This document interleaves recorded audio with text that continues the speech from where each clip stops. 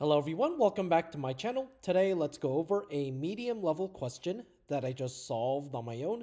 So I'm super happy about this and I'm very glad that I was able to come up with my own solution to this question without any assistance. So let's go over it and let me show you how I did it.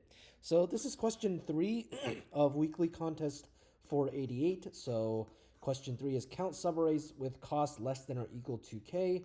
This is a medium question, and so let's go over it. So you're basically given this integer array nums and this integer k, and you want to count the number of subarrays with a cost less than or equal to k, and the cost is defined as the maximum element in that subarray minus the minimum element in that subarray times the size of the subarray in terms of length. And okay, so let's do exactly that. Let's go ahead and loop through each subarray. So each subarray.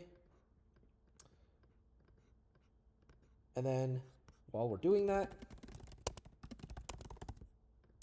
so basically let's keep track of the max and the minimum element using a sorted list. We're going to add nums of j. And again, the cost is just the maximum element because this is a sorted list. So we're going to have like 1, 2, 3, 5, for example. So the rightmost element is always going to be the biggest and the leftmost is always going to be the smallest. And then again, we're just trying to multiply the length of the subarray. So plus 1 because these are indices to offset it for the length. And again, if the cost is less than or equal to k, then that's one more subarray. And then we just have to return how many valid subarrays we found. Okay, let's run this and submit it.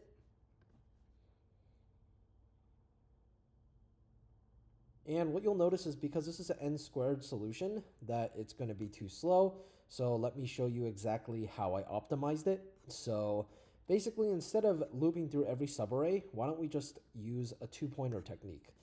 Use a sliding window technique, right? Because let's just go ahead and go through nums.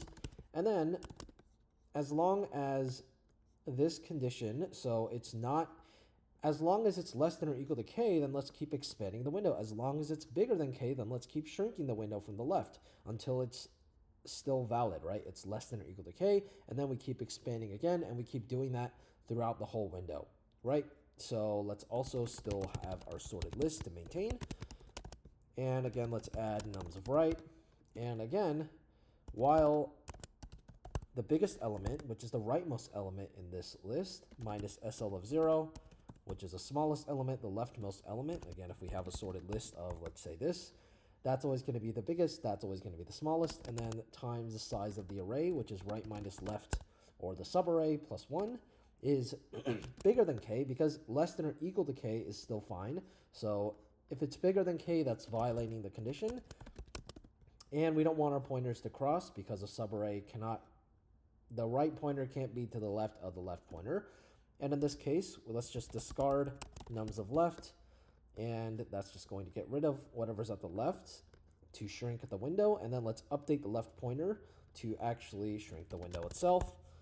And then we're just going to keep doing this as long as it's still bigger than k, because this is going to be recalculated. So let's say that left, let's take this example. So if we have 1, and then, so 1 minus 1 times which is right minus left plus 1 is still 1. That is still going to be less than or equal to k, so we can keep expanding our window. And then 2 times 2 is 4, still good. So when we get to this one, again, that's still fine. So then at the end, basically, if condition is not met, if it's not bigger than k, then it has to be less than or equal to k. And in that case, we can just count the number of subarrays that are valid, which is just right minus left plus 1, right? Because we shrunk until the subarray itself is valid, right? And then at the end, we can just return our answer. And this takes the solution from n squared to O of n, so linear time. And let's run this and submit it.